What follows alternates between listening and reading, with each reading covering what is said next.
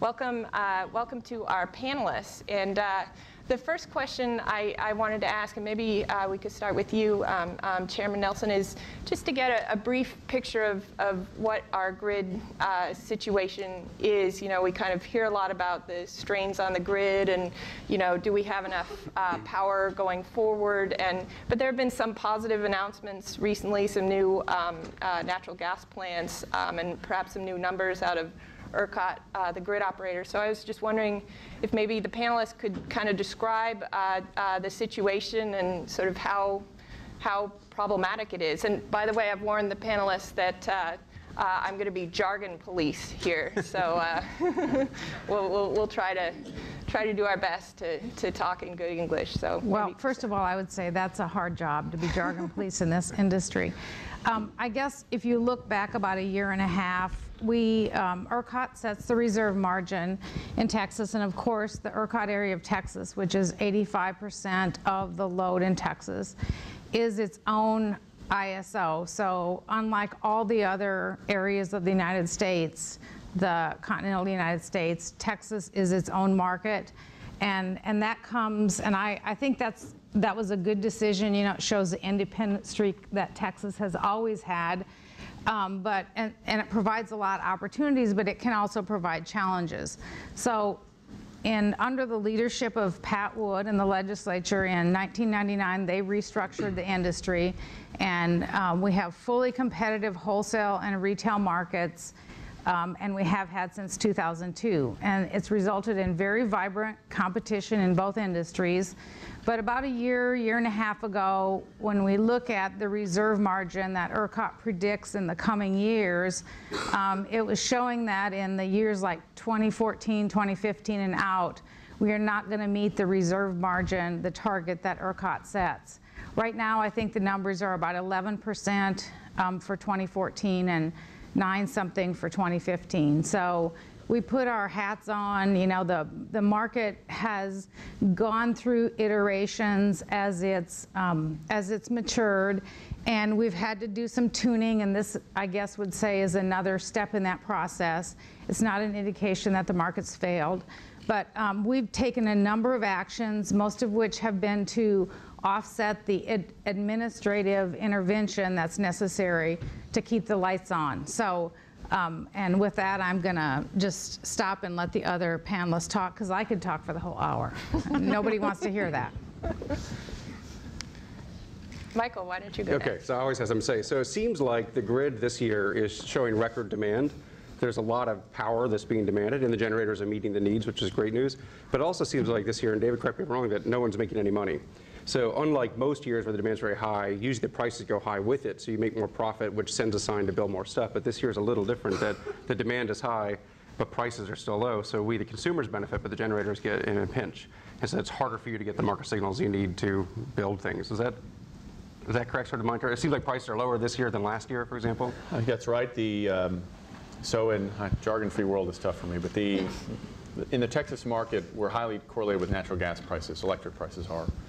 So in 2007, 2008, wholesale prices, electric prices, were about double what they are now, a little more than double. Last year, it was such a hot summer, you did see prices rise in the summer because it was just so tight we almost ran out of electricity. This year, we have had high demand overall, but we haven't seen the scarcity, and with low natural gas prices, prices have been quite low. So it has helped consumers, but it has definitely created an environment where the economics of building a new plant are very challenged. But we are having some new plants built. I mean, there have been a couple of Panda Power announcements about new natural gas facilities recently. So does that portend sort of that it's not as much of a problem as everybody says? Well, I think that it's in the numbers that Chairman Nelson went through, the reserve margin, so how tight the market's going to be in future years. The Panda plants were expected by ERCOT, so they've been included in their forward estimates. Okay. In where capacity is going to be. So where it shows we're getting tight in the next couple of years, they already expected those plants to come online. I think it is a good sign that they were able to close financing. It was very tight. If you analyze the terms of the debt, it is public. It's pretty hard to get any kind of interest rate, but the interest rate that the lenders will get for Panda will be between 9% and 11%, and it's only 50% debt. So it is a very tight market. I think those show that it's possible, but at the same time, those were expected. I think it helps to reinforce just how tight it is, given where prices are. Pat, I'd welcome your historical perspective on this. I mean, how do we get in this situation? Pat, by the way, was among those who helped sort of craft the deregulation strategy back in the late 90s when he was at the PUC. How do you see this? The overarching goal of move to competition here and across the country has been a recognition, Kate, that building a power plant, while it's a very important skill set, is not one that's inherently a monopoly. And so in really 92 federal level and really 95, 6 here, we started that process of separating out generation from the regulated entity. And so take a company like Energy Futures Holding, the old TXU. It has a wires company, Encore, but it also has Luminant that David's head of, which is the generation company. It's not regulated. In the old days, all that power plant from TXU was put in customer rates, and those rates were basically a promise that the government made through the PUC and others that you utility will have the right over the next 40 years to recover the cost of that plant. And so that was kind of an interesting way, but we also kind of, at that point, regulators and the industry informally kind of said, we're going to build about 15% more than we need on the hot day. So the hot day this year would be, what, 65 gigawatts of power for Texas. So we're going to kind of carry, as Donna was saying, the reserve margin an extra 15%. That was included in rates, and everybody basically paid that. It was a required subsidy. It's the, Obamacare's mandate. Everybody must have the insurance. Everybody had to cover. Everybody had that. And so in the early days of competition, when we opened up the market, kind of broke that promise, made the utilities relatively whole through this process called stranded costs. We kind of moved forward in an environment where we didn't really think about, I mean, it was out there, but at the time, Calpine and others had built 20,000 new megawatts of efficient new natural gas. This was kind of through the mid-90s. Once the world got the message that Texas was getting ready to open and open big, not just at wholesale but at retail, and they came. This was one of the easiest environments in the world to site generation. You didn't need a regulatory approval. You just needed the approval from the TNRCC, which is now called TCEQ, I believe, for air permission and, if needed, for water. So there were pretty minimal, but appropriate, minimal regulatory hurdles that you had to go over to build a new, particularly gas plant. Coal's a little trickier, but TXU was able to do that as well in the recent years. So it's a nice environment to build a new plant. So in they came, and so we had so much extra capacity through the whole decade. After we opened the market, it was very different than what California had, where they were kind of coming close to the edge and had problems in 2000. But that's the market in which we opened. And so that new plant kind of closed down a lot of old plant. The old plant was really inefficient. There were old gas plants that were run maybe 10 or 15% of the hours of the year, period. And so those plants, inefficient as they are, were the ones that set that nice clearing price. So if you were multiplying an inefficient plant times a $5 price for natural gas, or 4 or 10 or whatever it was, that set the clearing price kind of up here. Well, every plant kind of more efficient than that one setting the price made a nice profit. And so whether that was a coal plant, a newer gas plant, a nuclear plant, all those so now that gas is down, I think David was referring to this, now that gas has come down to $2 and you're multiplying $2, not times the old heat rate of 14, but a new heat rate of 7, well, that clearing price is way down here, which is great for customers, but it's tough for the producers to get a signal that, hey, Texas is a place where I can make a nice return on my investment. So that's kind of macroeconomics going on. Those first 10 years of competitive markets, and I'm kind of taking competition from when we opened the wholesale market largely in '97 timeframe. Those 10 years were ones where this issue that Donna and the team about the PUC, but really across the industry, are grappling with today, that was kind of masked because we had all this exuberant new build, all these old inefficient plants were still around. They were slowly being closed down by market forces. And so that kind of that's the background for what we have today. And then you have the additional factor of the fact that we have 13%, I think, of our installed capacity right now is wind. Wind also gets a federal tax credit, and so they often bid in below zero. So that also has an effect on the wholesale prices, on the average wholesale prices. So there have been a number of factors that have contributed to it, to where we are today. But I think it's good to look forward and say, okay, this is where we are, but let's see what we need to do to get investment in Texas. Texas has always been a very business-friendly state, and we want to make sure that continues. And over the time that Pat was talking about, you've also seen an increase in the average consumer's expectation with respect to electricity. You know, we are connected all the time, and people have, you know, I remember 15 years ago, if our lights went out, we'd just get our flashlights out and we would get candles. But now it is, people are very intolerant of outages, and so, you know, my job is to balance, and I'm sure Pat would agree with this, our job is to hit that sweet spot where you have reliability, but you keep prices low enough that people can afford to turn their air conditioners on and their lights on. And that's what we're really struggling with and trying to attain. Mm-hmm. Yeah, I don't own a candle, I have to say, but your iPhone has a candle app. You can just there you shine it around. Yeah. But you'll have to plug it in to recharge it. Yeah. It's good for about 24. But you know, what is the trade-off here between you know, the pricing for consumers and the ability to attain reliability? I mean, Michael, I'm curious to your thoughts on that, because, you know, from a consumer perspective, cheap power is great. You know, what's the problem, and can't we keep it that way and have everything? I mean, cheap power is good for our manufacturers. Cheap power is good for the consumers in the residential commercial sector, so we like that. It's good for our pocketbook. Cheap power, if it's too cheap, will invite reliability problems, because you can't get the money to the generators they need or to the wires guys to build the system they need to keep it reliable. And if it's too cheap, it's bad for the environment. And if it's too cheap, it's bad for certain behaviors where we overconsume because it's not priced the right way. So it needs to be cheap enough that we can be sort of economically efficient and prosperous. And then as we start to make additional demands on the system, we want it to be more resilient. 3 nines isn't good enough. We want 4 nines resilience, or 5. We'll have to pay more probably unless technology comes along, or if we want it to be cleaner, we might pay more. So this is often the struggle. Well, we need to be cheap enough so we can really function well. And we like cheap power as consumers. But if it's too cheap, it comes along with other problems that end up being much more expensive. And that's the balancing act that all these guys around me have to deal with. And I think, so I think that's the constant struggle, especially as we raise our expectations for cleanliness and resiliency or operation and stability of the grid. I mean, I think this example of the candle is correct. Like, we used to own hurricane lamps and that kind of thing. And people just don't have to think about it, because the power, if it does go out, will come back on in an hour or something like that. So we do have a good grid, and we have higher standards here in Texas than most of the world. In a lot of the world, 90% reliability is actually good enough. In a lot of the world, 40% reliability is all they get. And so we're kind of spoiled, and we're used to it. We've had 100 years of this, so it's hard to let go of it once you've had it. And so that's the challenge for the generators in the industry, is that we're constantly pushing up our expectations, but we're also saying we want to pay less for it as it gets better. And that's actually kind of worked, because the real cost of electricity has dropped for a long time, over 100 years, and the reliability has gone up. So in a way, we're not being completely unreasonable, because technology or better practices come along.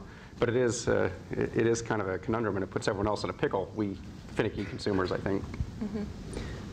I'd be curious about the panel's thoughts on the future sort of fuel type of the grid. I mean, it's been very interesting to see it evolve from, you know, sort of your time, Pat, when it was what sort of more gas, was it? Well, you had 90+% when I was a kid, and then when the Fuel Use Act came in, and the federal government and then the Railroad Commission both said, wait, no more gas for electric power generation. Then we went to as Texas was growing, that happened to come at the exact worst time for us. We built the big 2 nuclear complexes in the state, and then a bunch of coal plants. And David's got a lot of those now today. So I mean, that really was the switch. And then really 90s kind of switched back to gas, but we've come nowhere near where we were. I mean, we might get there for the same trajectory. Then as Donna pointed out, a huge amount of wind has come in since the 99 Act. We don't have much hydro. Solar, as the price comes down, I expect you'll see more of that through the grid, particularly in this part of the state and westward, where the sun resource is really attractive. You know, gas, it's hard to imagine the future without it being gas dominant. I mean, gas is just, it's here, it's going to be here. that, I think, was our past and will be our future. It'll just have a lot of other families sitting around the table with it. David, I'd be curious to your thoughts on coal, you know, having recently announced that you'll be sort of idling one of your big coal plants next winter, this winter. So Lumina, we operate coal, natural gas, and nuclear plants. We own all those types, and we're one of the biggest buyers of wind in the country. So we try to have a diverse perspective across the fleet. We have a pending application for a license to expand our nuclear plant. We filed that initially when natural gas prices were much higher, power prices were much higher. We're still pursuing the license, so it's not an economic environment where you'd launch building a nuclear plant, but the odd thing of, if we started building a nuclear plant today, it'll take a few more years even to get a license. It wouldn't come online, say, 10 years from now. So it'll operate between 2022 and 2082. So we're in a business where you make very, very long-term infrastructure decisions, but you're influenced by very near-term price dynamics. And you have to strike the right balance. That's the nature of the business we're in. So we know we don't want to overreact to the price environment. I hope the country doesn't abandon nuclear, because I think we're really benefit from the nuclear fleet we have in the U.S. today. But it's hard to make these decisions on something that's going to, what's the average price going to be in 2052? Well, that's going to determine the economics of a nuclear unit, not the economics of a price today in 2012. I do think that with the natural gas price environment we're in the spring and fall, coal plants are, it used to be when natural gas prices were higher, you'd operate your coal plant 100% of the time. As long as it was available, it would run because it was cheaper than natural gas. Now in the spring and fall, when demand is lower, when wind tends to blow more, when wind is online and natural gas prices are cheap, coal is often not needed. So you don't run them as much in the spring and the fall. That's why we're only going to run a couple of our higher cost units in the summer next year. I do think natural gas is favored given the current pricing environment for new generation. But I think from a long-term perspective, you'll see a balance across fuel sources, because that's usually what benefits the grid most, is if you have diversity, because you can get a lot of volatility in input prices across different fuel types. If you only rely on one type of generation, then you might get stuck if prices for that one fuel source get high. I think there's like four parameters I think of. One is the demand for power is growing in Texas, which is something you cannot say in the rest of the nation necessarily. So we're a unique market that we have more people, more economic growth, more appliances, so we have to build something. And there are a lot of places in America where that's not true. If they need something new, they'll have to shut something else down. So we're in a position where we're adding generation. Then the second sort of looming question is, what are the environmental regulations going to be? Because those will drive a lot of decisions. And there are water or air or land or whatever, and who knows what they are, and they're a shifting target, and they're very political and highly politicized, and the rules will be issued, and then they'll be battled in the court, and then they'll be reissued, and so these take many years to come out. And that creates uncertainty about which choices will comply with environmental regulations. So that's a piece of it. The third piece is, what are the prices going to do? And eventually, like having a 70-year outlook of prices is tough. And natural gas is very low right now, but a lot of people can remember what the prices were in 2008. And coal's been on a 13-year upswing. And the question is, that 13-year steady increase in coal going to continue? A lot of that's actually from China creating a world market for coal, driving those prices up. So all of a sudden, coal's got a world price, which we've never had before. Like oil. Yeah, and natural gas has a domestic price. So we have these weird decoupling of markets going on that will affect this. And then I think another big question is what the capital markets will do. We have a very competitive wholesale generation market in Texas, but the capital markets feel a little broken still, and they're afraid to give big loans, it seems, or they can't give the right interest rate. If they give a big loan, it'll be at 13% or something. So if you want to build a really large plant for coal or nuclear, it just becomes more expensive to finance.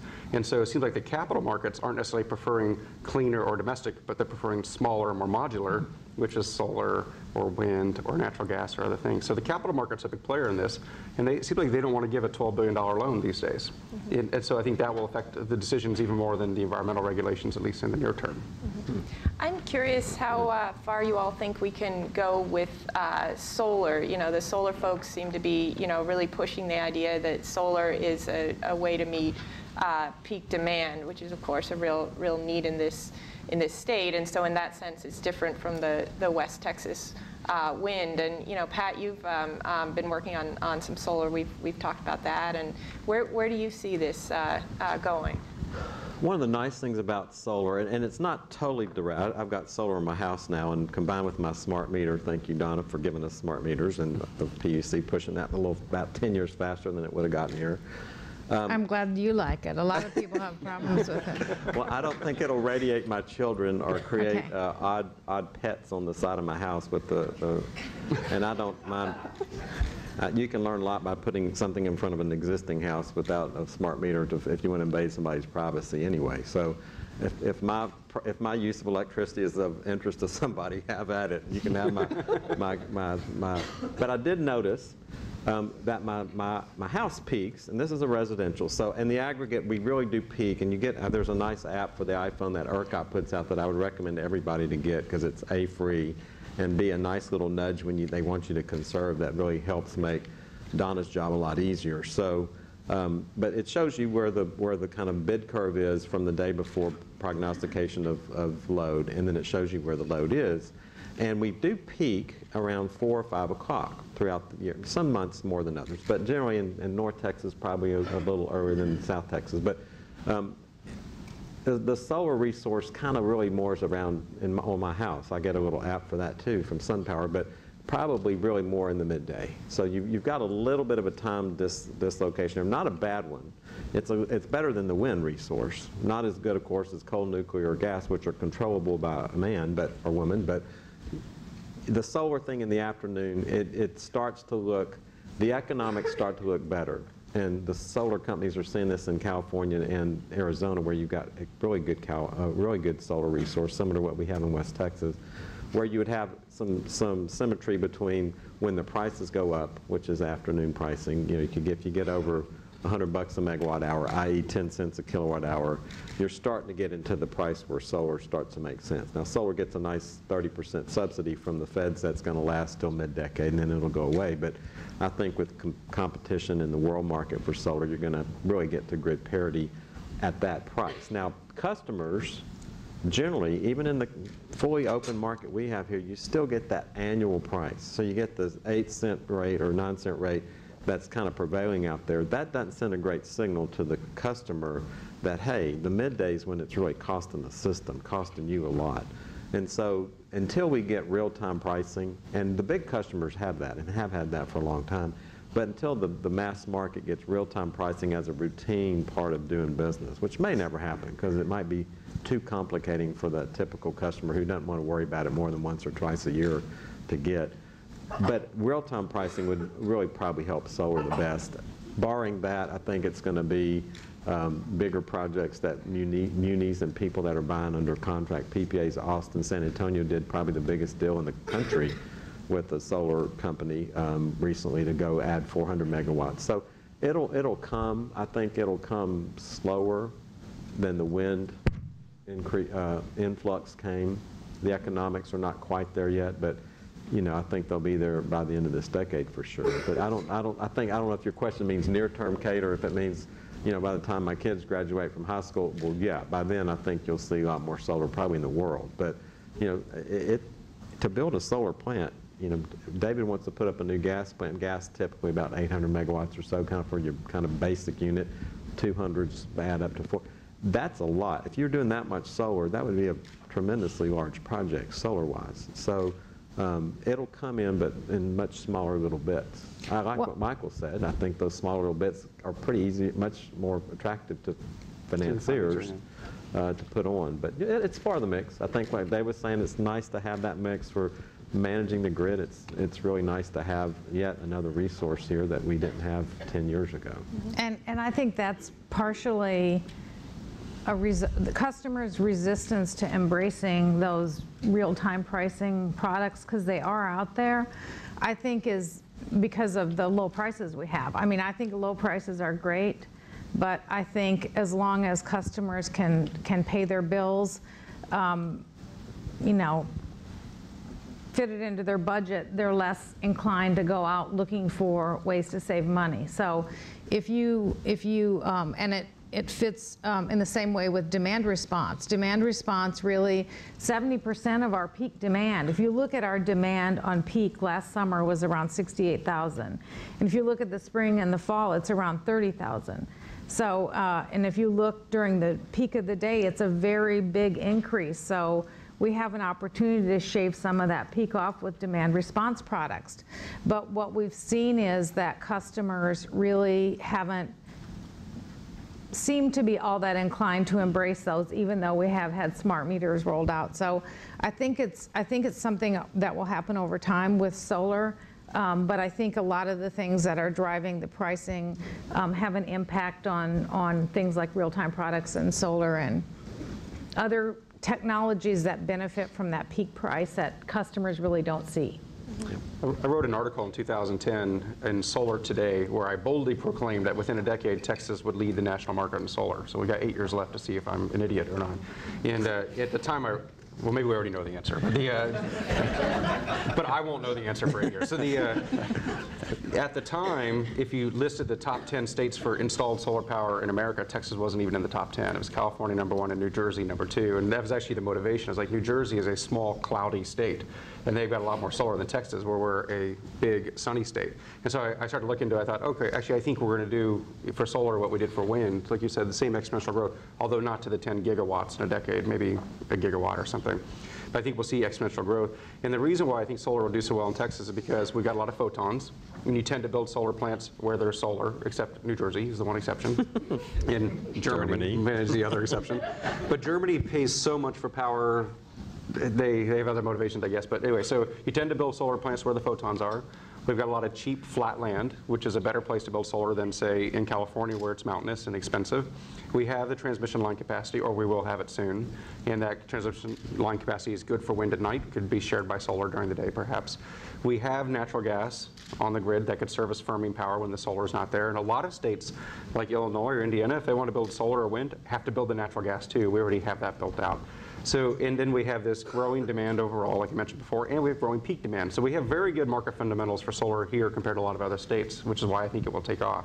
And so I think I think it's starting to happen with these big PPAs and other market arrangements. I think the competitive market in Texas actually works well for solar and wind in that it's a marginal pricing market, where the market is based on the marginal cost of the next kilowatt hour or megawatt hour, what the price of that next one is.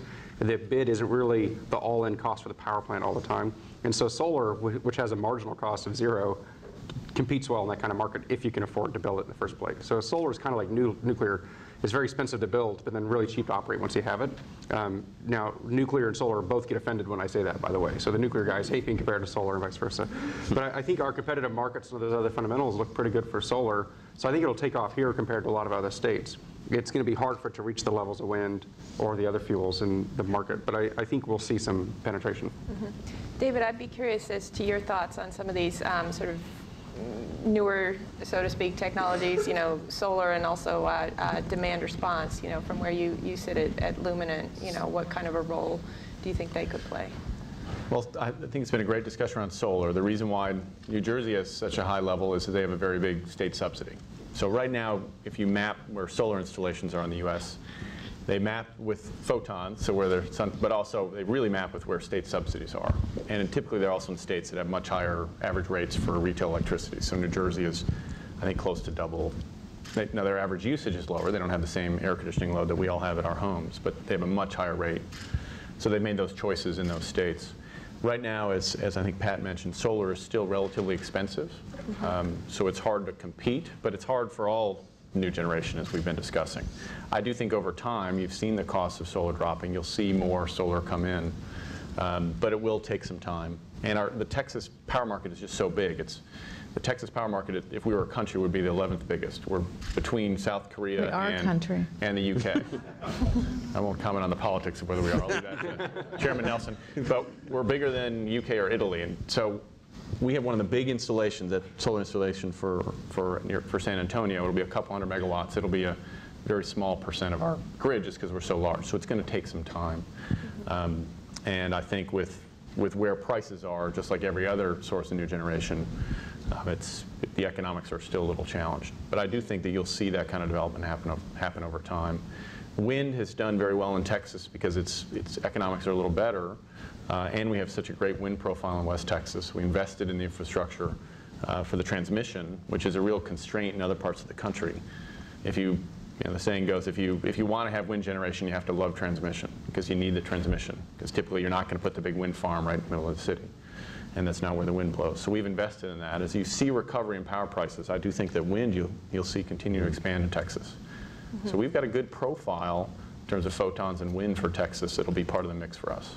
Well, and I think we need to be really careful with incentives. I mean, you talked about incentives in New Jersey, and they exist in California, and incentives distort competitive markets. And a really good example of that is I was in Portland in June, and they have solar compacting garbage cans. And first of all, the sun doesn't shine very much in Portland at all, maybe 2 months a year. And they were located in, the ones I saw, in the downtown area, and every single one that I saw was in the shade because of the buildings around them. So we need to be careful that people are making decisions based on economics that can be sustained over the long term, and not short-term subsidies that distort the market, keep other forms of generation from entering the market, and then have us end up in a situation where we don't have the amount of electricity we need to keep Texans moving. Michael, do you have thoughts on that? I mean, the extent to which sort of these incentives distort the market? Yeah, I mean, incentives are by intent and design a distortion. So and I think I'd rather not have any of them, in all honesty, and have no incentives or subsidies for any fuel choice or technology. But in my mind, free pollution is an incentive or subsidy too. So if we're going to let someone pollute for free, then we either put a price on that to equilibrate the market, or we incentivize something else. So the incentives are kind of an argument, well, they get to pollute for free, so we'll give them an incentive. I'd actually rather remove both and not pollute for free and not have the incentive. And I think the markets will settle it for us very well.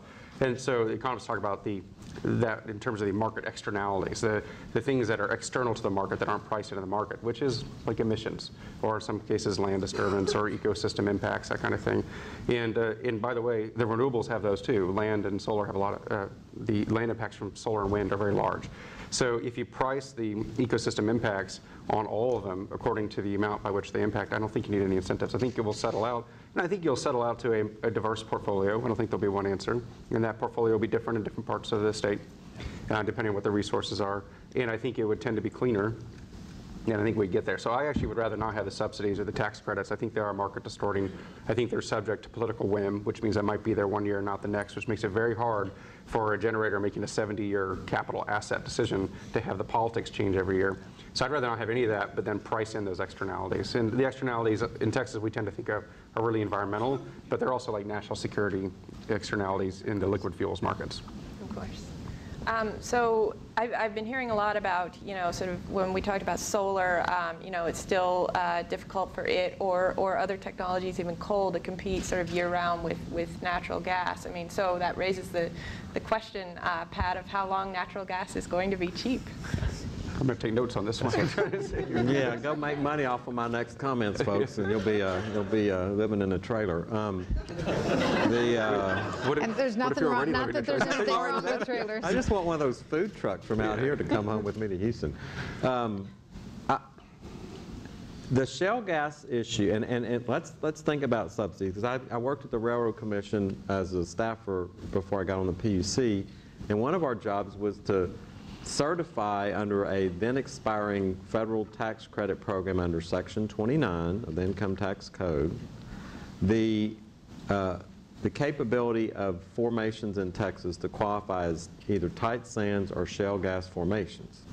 So that was in '92. So it was a program that I think started in '82, ran for 10 years. Then if you got qualified as a reservoir that met these kind of geotechnical criteria, which the Railroad Commission had certainly expertise to determine, then those went forward and you got a 10-year tax credit going forward. So really from '82 to 2002, you had a lot of nice subsidy. It was about 54 cents an MCF, which at the time gas was about $1. So that was about a 1/3, half extra money in the bank. And that did a nice job. And so I tell people that want to shoot at the tax credits that were given to wind, because they're the same section of the code, that kind of infant industry subsidy that we gave to wind, and I guess the argument would be, okay, they're an infant, they're a toddler, okay, they're in preschool, they're probably in junior high by now. When's the time to turn it down? That debate can happen at the federal level and probably will. Nonetheless, we did that for natural gas, and that resulting investment of the taxpayers' dollars into, and this state benefited a lot from that, really got the fracking issues done, a lot of the horizontal drilling. Those two are the kind of the key technologies that, yes, were driven by things other than that tax credit, but that tax credit certainly gave producers in a really low-cost era, when you weren't getting much for gas at all, a nice incentive to do some of the new technology that we are reaping this generation later a lot of benefit from. And so that benefit, back to your question, Kate, is probably going to persist for a while. From everything I do in my day job on the gas side, there's a lot of production going on there. It's not $2 gas though.